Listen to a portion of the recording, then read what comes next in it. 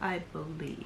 Let me read the back. I just kept grabbing, and I had to whittle it down at some point. But yeah, just like all the other books, I barely know what's going on here.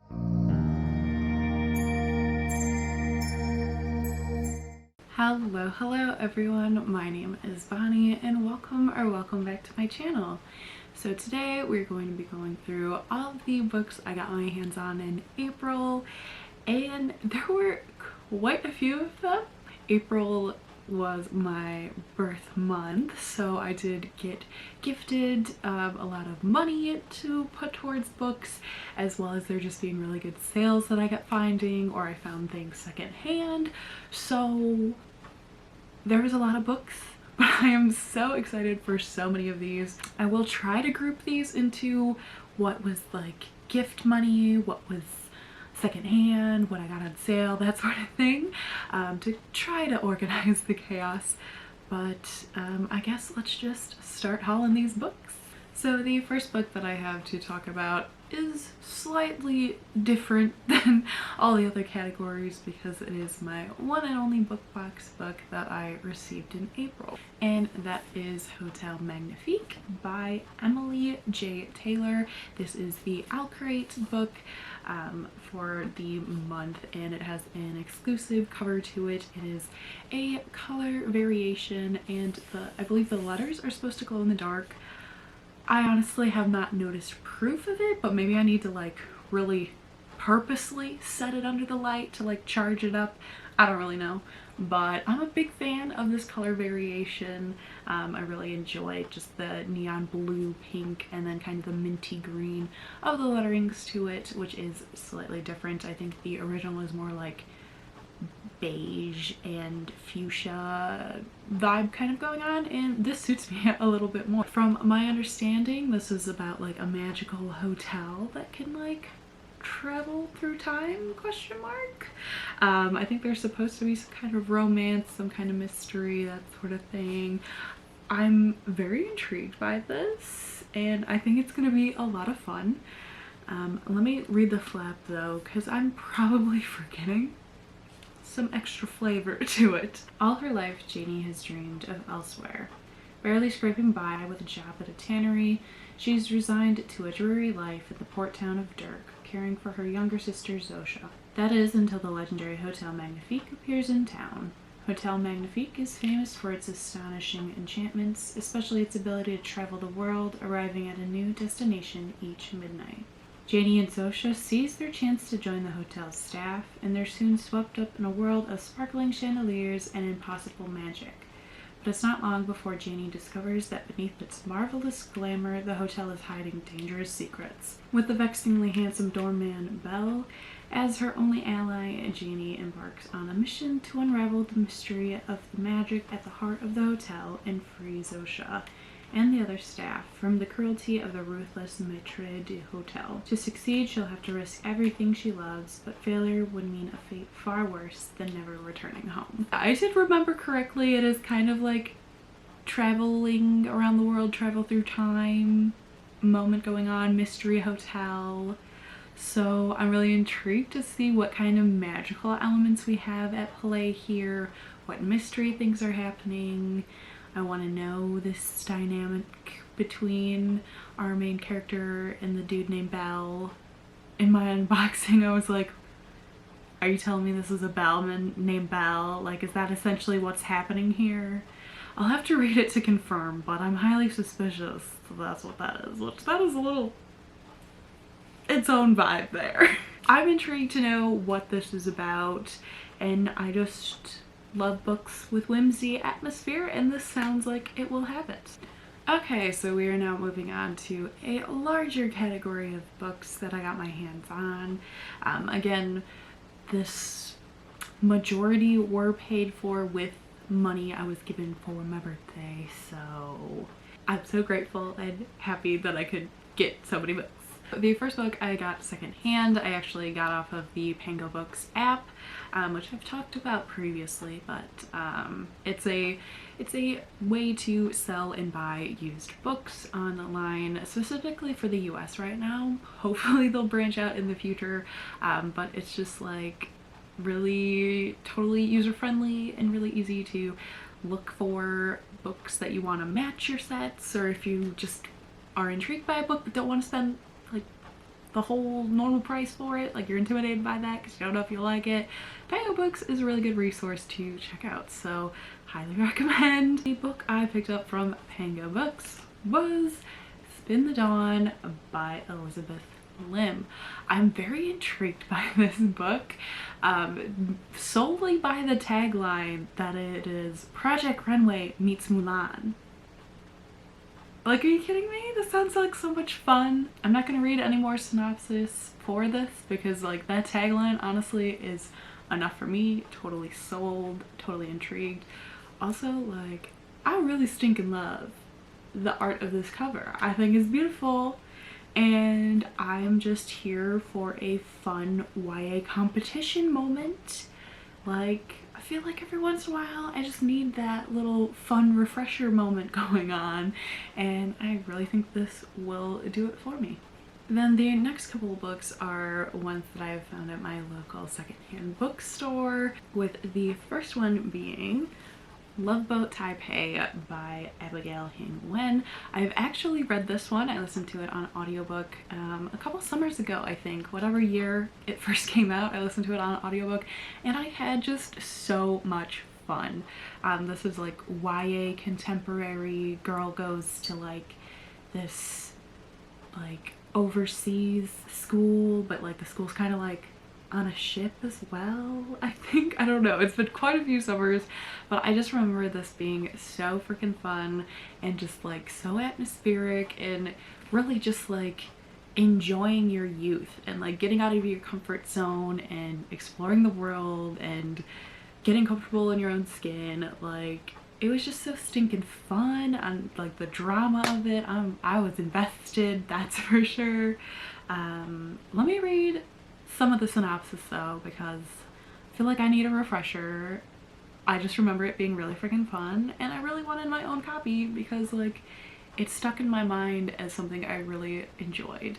Whenever Wang's parents send her away for the summer, she's expecting Shintan, a strict educational immersion program in Taiwan. Instead, she finds the infamous Loveboat. There, Ever is surrounded by prodigies like Rick Wu, Chinese-American wonder boy and longtime bane of her existence, Ever's roommate, the confident and clever Sophie Ha, as glamorous as she is sharp, and the intimidatingly cool Xander Ye, heir to an international tech empire. But her classmates are more interested in the non-stop Taipei nightlife than anything to do with the curriculum. Hookups abound, snake blood sake flows, and adult supervision is non-existent. For the first time ever, Ever is discovering what freedom tastes like, and it is exhilarating. But summer will end and Ever will be back to her parents, the future they've planned for her. Will she let this glimpse of freedom go, or will Loveboat give her the courage to pursue the future she dreams of and the Ever Wong she wants to be? Yeah, so that, I feel like that gives a little better explanation of the boarding school overseas, but also exploring Taipei. Like, fun shenanigans, fun teens going crazy, exploring, finding themselves, all that jazz. It was a lot of fun, and I'm just happy to finally own a copy. Then another YA book that I've had my eye on for quite a few years now, and I've just never gotten around to buying it because I've just been like, oh, will I like it? Will I like it? But I found it secondhand for like $8. I got the hardback copy of The Dark Descent of Elizabeth Frankenstein by Kiersten White. I am really intrigued to experience this. I've heard good things, and then I feel like I didn't hear anything for ages, and then Kayla from Books and Lala recently really enjoyed this, so I'm back on the I'm really intrigued by that moment. Like, that energy has returned. I'm just really interested to see what this story is, and focusing on Elizabeth, because like in Frankenstein she is such like a side soft character that's kind of just there. I feel like she doesn't really do that much. So I think this will be really interesting perspective to take on Frankenstein and seeing how he kind of like, well, descends into madness, you know. But yeah, I'm just really intrigued to see what dynamics play out in here, and if maybe Kiersten White has Elizabeth play like an even more like in depth into the creation of the monster. Maybe I don't know if this is gonna get sciencey or spooky. I have no clue, but I am intrigued. I'm not reading, as you can tell, I'm not reading the flap because I want to just vibe. I feel like most spooky things, I'm just going in blind and I'm ready to be thrilled.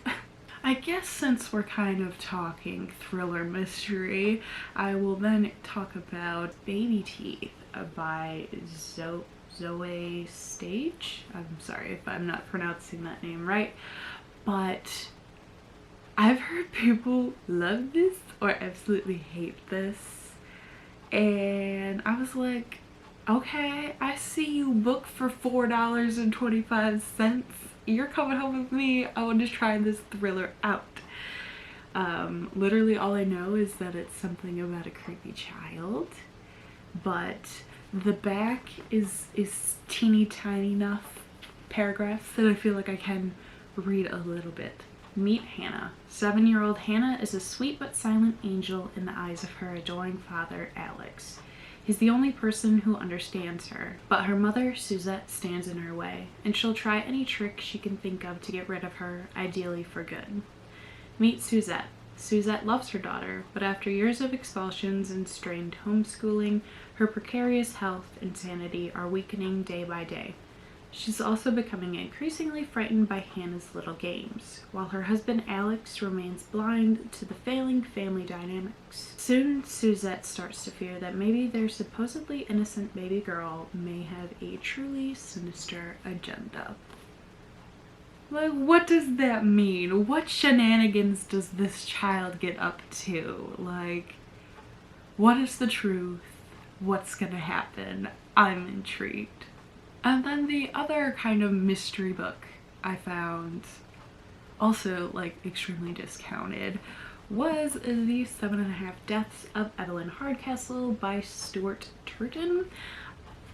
Again, I feel like I've heard quite mixed things about this book, but I am intrigued by the concept. Evelyn Hardcastle is murdered and then she keeps waking up in a different body trying to solve her own death, I believe.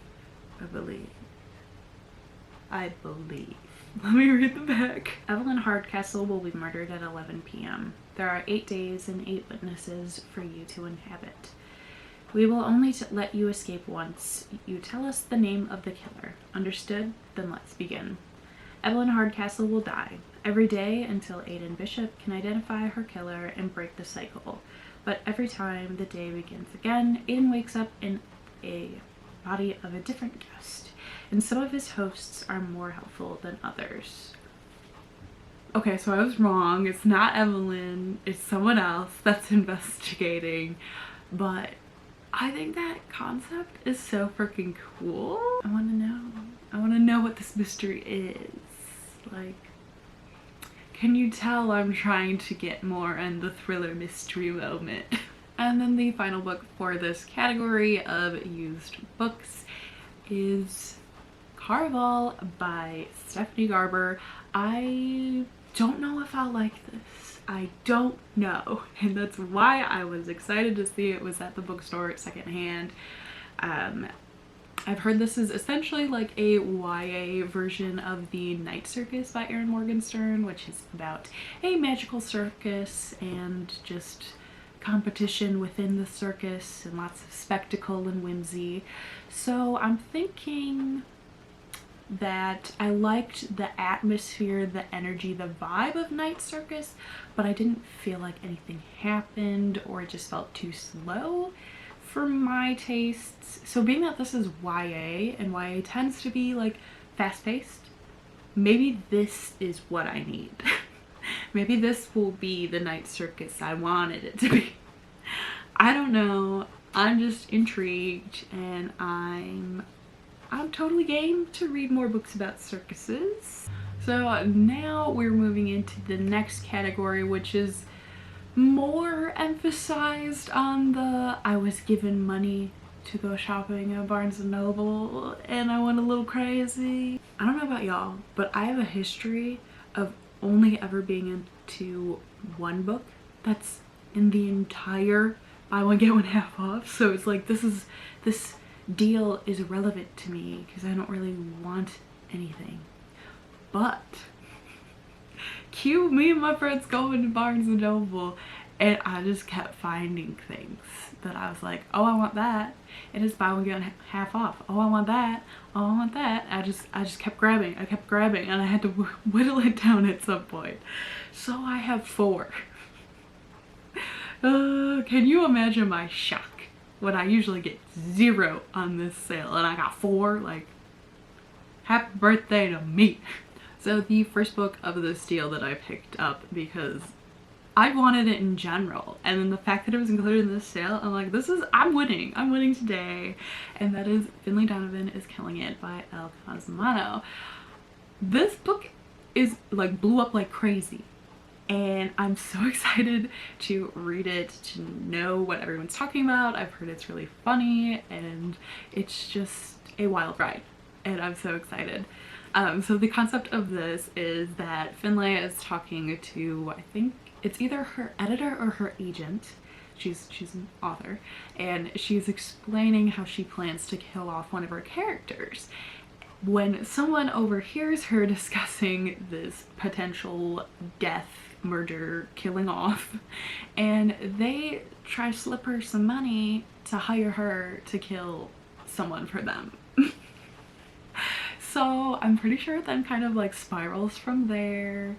I have no clue if Finlay actually becomes a hit woman. I don't know, but I'm here for it if she does.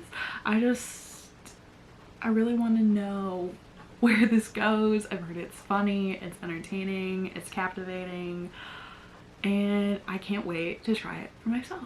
And then another one that I've been intrigued by for a hot minute, that was also part of this sale and is also mystery thriller moment, is House of Hollow by Krystal Sutherland. Definitely was swayed by this cover back in the day when this was like released and like announced to be in existence. But it's always kind of stayed in the back of my mind as a book I've heard that's weird, but I really want to try out anyway. I believe it's about a history of missing girls. So like one of our characters went missing in the past, and then she came back, and then I think it's years down the line other girls start to go missing in a similar way. So I think it's like reflecting on the past to learn things in the present, and maybe self-actualization or whimsy or dark magic things. I don't know. Literally all of those things, I'm like, if it has it, I'm here for it. But let me read the back for a little clarity. Where did Grey Hollow go? Iris Hollow and her 2 older sisters are unquestionably strange. As children, they disappeared on a Scottish city street, only to return a month later with no memory of where they'd been or what had happened to them. More troubling, their appearance began to change. Their blue eyes, now black, their dark hair, now white, and as they grew older, odd, eerie occurrences seemed to follow in their wake. People find them disturbingly intoxicating, unbearably beautiful, and inexplicably dangerous. Now 17-year-old Iris is doing all she can to fit in and graduate high school on time, something her 2 famous, glamorous, globe-trotting older sisters, Grey and Vivi, never managed to do. But when Grey goes missing, leaving behind bizarre clues as to her whereabouts, Iris and Vivi are left to find her, but they aren't the only ones looking.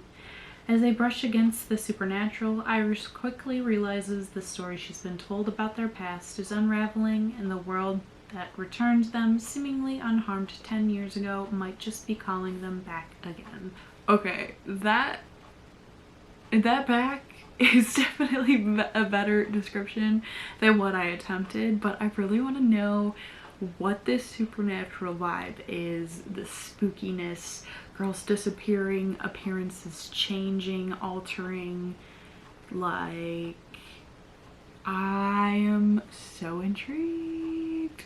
Then the next book that I was so delighted to see included in the buy one get one half off was The Chosen and the Beautiful by Nghi. I have wanted this book literally since it released. Well, no, scratch that. Since it was announced, I was intrigued and wanted to experience it. And then when it was a hardcover and it's very small, it was too pricey for me. It was too pricey. It was too pricey. But I didn't realize it had come to paperback and then it was included in the sale. So I snatched it off that table, added it to my stack, and I knew I was getting this one. I knew it. This is a sapphic reimagining of The Great Gatsby, and that's all I need to know.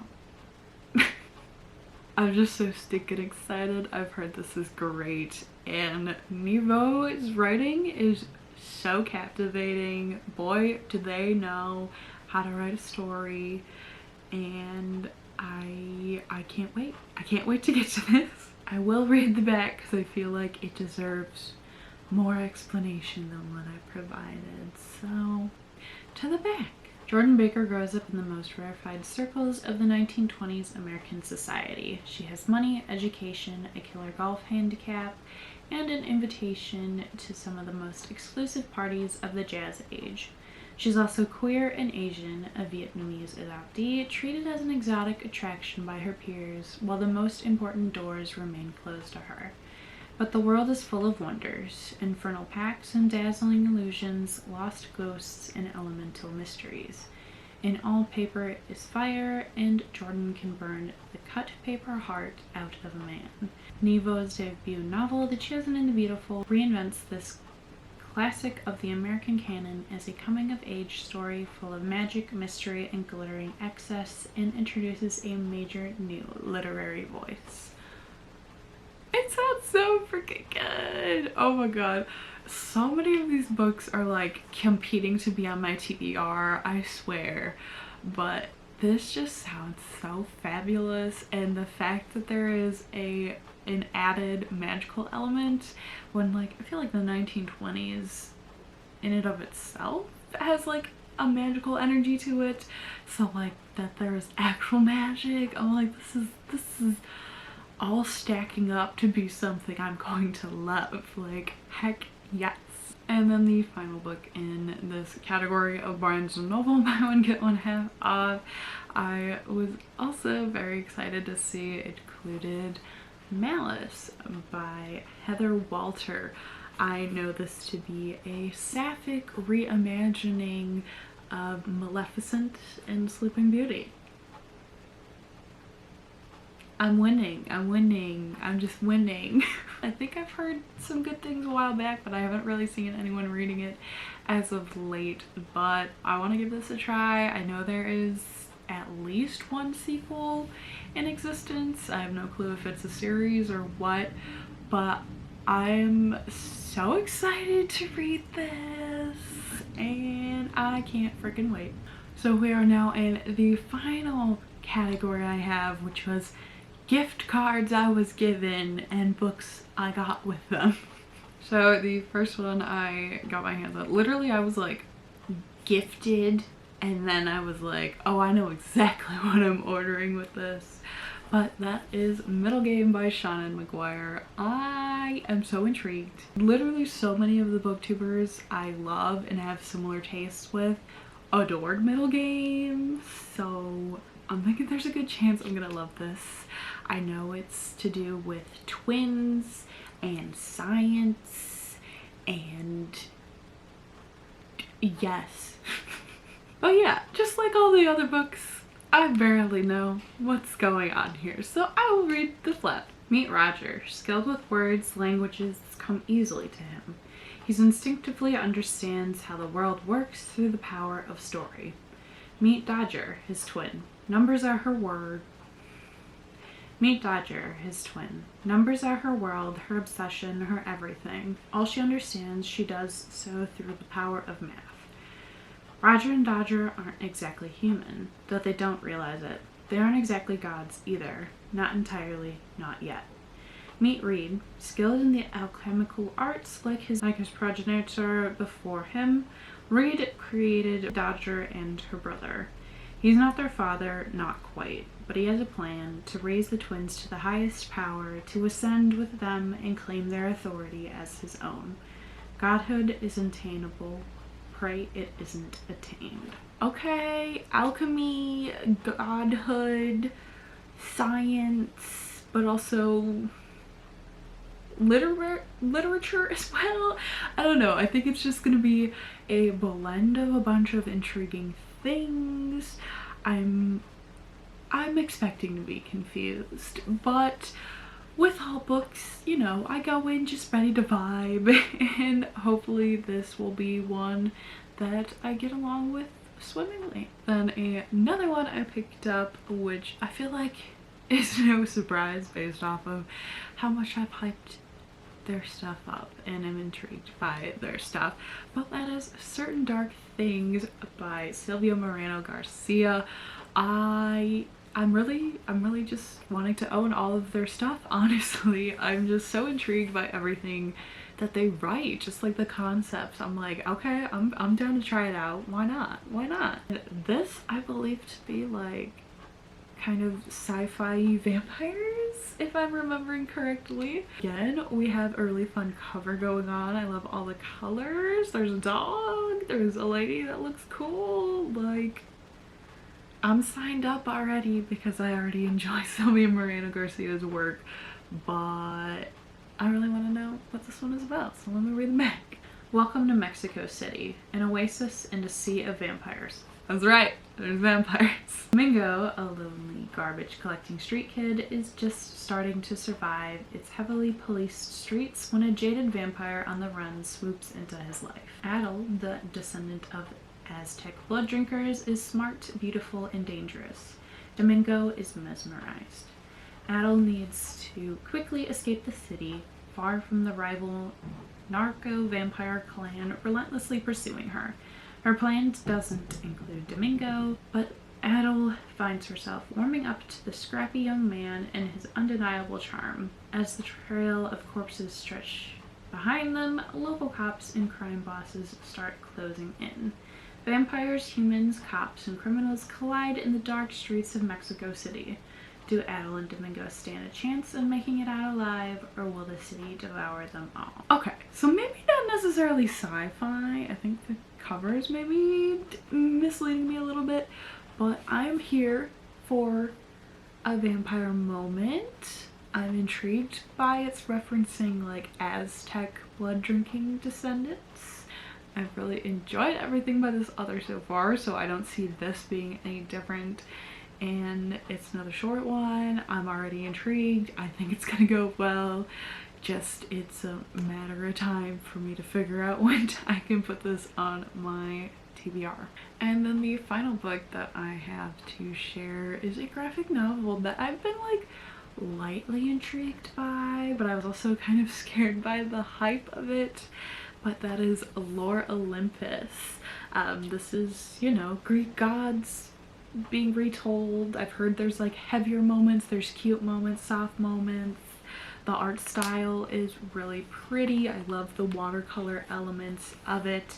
And yeah, this is, I believe it's webtoon. I don't know. It's been going on for years and it's only recently been bound up and physically published, but it came out to paperback and I was like, I want to try it out. I like mythology, I like graphic novels.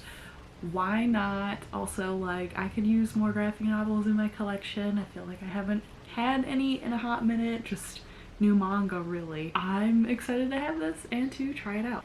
Have I done it? Ooh. Okay. You can't tell, but I'm using my knee for assistance. These are all of the books I got my hands on in April. Oh my gosh, there is a lot here. I'm so grateful for all of the gifts of gift cards and money so I could get my hands on so many of these books that I am highly looking forward to. As usual, in the comments I would love to know if there are any of these that you think I should prioritize, because I'm just so intrigued by so many of these.